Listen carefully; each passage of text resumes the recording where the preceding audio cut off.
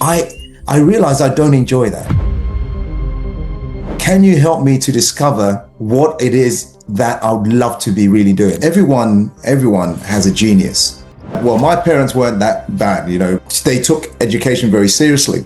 So she's had the pleasure of being on stage with some amazing artists. And my wife and I have never pushed them in one direction. When I first met you, I thought that your children were all going to be, business people, business students. And then I heard you speak of Tiana. And then one day I think you shared, no, it was your wife that shared a video of her. She was dancing. I was like, why? Oh, okay. And I'm wondering, how are you able to give them this freedom, and how are you even training them? How do they see business? And how are they not having that straight kind of protocol where Cristiano Ronaldo's son is a footballer, Messi's son is a footballer, I don't know, Tiger Woods' son is a golfer? It just follows. So Yeah, how are your children taking up? yeah. With my children, the way I look at life and the way I also advise our clients is that everyone has a genius. Everyone has Mm, genius within them, and we all have innate qualities, skills, abilities, and some of them we develop over years, but some of them are innate. I mean, it's just something you've had since your childhood, something you've been good at, it's been natural for you. So for my three children, they are all different. And my wife and I have never pushed them in one direction. I know in my generation, it was, well, my parents weren't that bad, you know, but I know some parents that says, hey, you will be an engineer, you'll be a doctor, you'll be an accountant or architect on these things. But my parents, you know, just allowed us to, as long as we did well at school or passed our exams or excelled in the examinations, they took education very seriously. And mm, with my children, it's about so from when they were young, we started looking at what they're good at naturally. And we've always had discussions with them as to what is next. What do you want to do? What do you want to do? So my daughter, at some age, I think she must have been about 14 or 15. And she had some abilities around the sciences. She had some abilities around the arts as well. Specifically, arts was around graphic arts, drawing, this kind of stuff, as well as performing. So she's always been at performance school since she was three. She's always been doing martial arts since she was three. And so when around 14 or 15, which angle, where do you want to go? We did some personality tests. We look at different things, and her heart landed on performing arts. So that's when she went to performing arts school. She went to performing arts university, and now she has and she's followed that line because that's what, and my wife and I noticed that when she's on stage and she is performing, whether it's dancing, acting, singing, she comes alive. She comes into her own. So she's had the pleasure of being on stage with some amazing artists. I can't name them all, but so many. Pink and Dua Lipa and Stormzy and Dexter Daps and all these people. Some of them I don't even know. And she's appeared on TV commercials and movies such as 6888 with Oprah Winfrey, Star Wars, all these different things. But these are small parts, but it's what she thrives on. And here's the thing as well. And most people, if you're in the performing arts, you'll know that a lot of it is auditions. And most of the time, there are rejections. So the better question is, how do I help my children? How do I help Tiana to overcome those rejections? Because most of the time it's rejections. So she has her own processes. She goes through every morning. She has her visualization. She has her meditation. She keeps herself on track, knowing that those rejections will come. But then comes the agreements. Oh, she's got this. So now she's just got a touring around the UK on a new production. She's very happy. But knowing that she tells me these stories, majority of her friends that she went to the same performing arts school with and university do not are not able to follow what they trained to be. So she says to me, Dad, you're right. It's about having that vision, having that tenacity, having that resilience. So when you ask the question, so I allow my children to do what they find natural, knowing that we are always there to back them up. Destiny, for example, she loves psychology. She's always loved how the human mind works. She's fascinated about the work I do. But she really wants to get involved in changing the educational system from, instead of just passive learning, but making it more active learning. So she's studying psychology to do that, to become an educational consultant or something along the psychology field. Again, did I ever think she would do that as a child?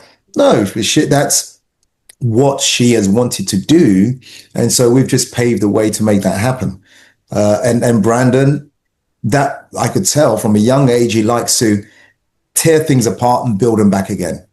He liked all things numbers and working out why this thing, and very quick at maths.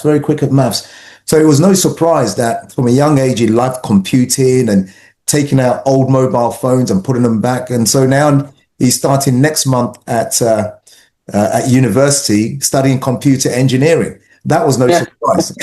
that was no surprise at all. But again, if I and my wife had forced them to, hey, Brandon, you're going to be an accountant, or Destiny, you're going to be a doctor, because you know my work. And after 25 years as an entrepreneur and over 20 years as a coach, as a trainer, I'll tell you something that I've noticed.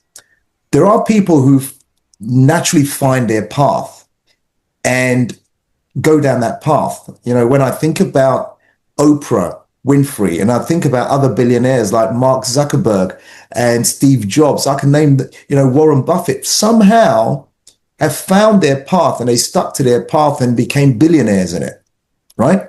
I'm using billionaires as an example, but not everyone is destined to be a billionaire. That's fine. But I'm just saying that not everyone's that fortunate. I'm only using those names. People recognize those names. Not everyone's that fortunate in the sense that for some people, they have to go through the hard path, hard grind, hard experiences to realize, actually, this is what I'm supposed to be doing. So some of the clients who come to us say, yes, I've been a doctor for 20 years. I've been an accountant for 25 years. I've been doing this, but I realize I don't enjoy that.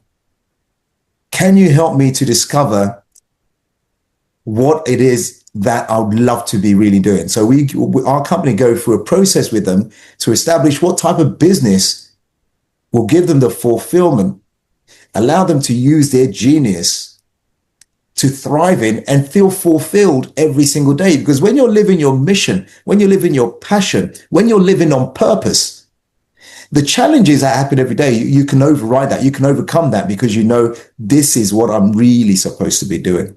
I think one of the first times I met you, you made a statement, and I don't know if you can just, you're talking about how a fish, like a fish has got its own qualities. I think that during the session, a fish has got its own qualities, and a monkey can climb a tree. But if you, and I think you're drawing from the quote that if you judge a fish by its ability to climb a tree, and then the mission or the message was talking about how everybody's got to find their niche or what they are very good at, and then they can be a big fish in a small pond. Or I don't know if you can remind me. Yeah, absolutely.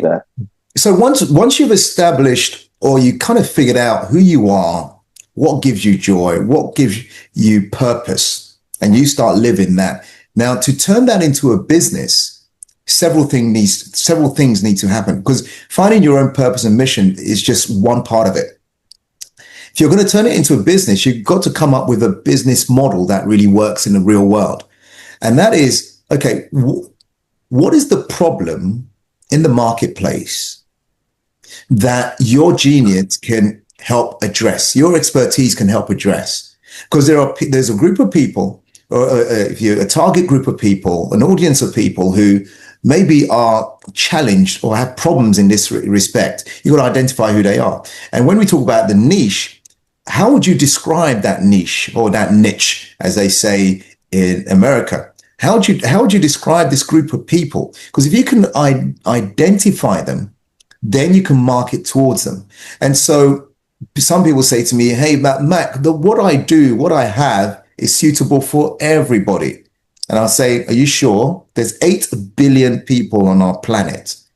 And really, okay, if you say suitable for everybody, it might be, but can everybody afford that service? Can everybody afford that product or that program? Okay, and not everyone maybe has that problem right now that they're going through. So identify the people who have the problem, get to a place where you can understand who they really are from a psychographic point of view in terms of how they think, how they behave, how they do things, how they spend their time. Also from a demographic point of view in terms of what job do they have? Where do they live? Are they male, female? What age are they? You got to go through all that process. And by doing that, the essence of doing that is not to compete with so many people in the marketplace doing something similar to you, but for you to carve out that niche, that niche, and become the big fish in that small pond, rather than a small fish, a minnow in the large ocean fighting with everybody else. So focus on becoming that big fish in that small pond, where if you set up your expertise the right way, if you set up your message in that right way, people realize, oh, okay, this is that person for me. This is a company for me. They understand me.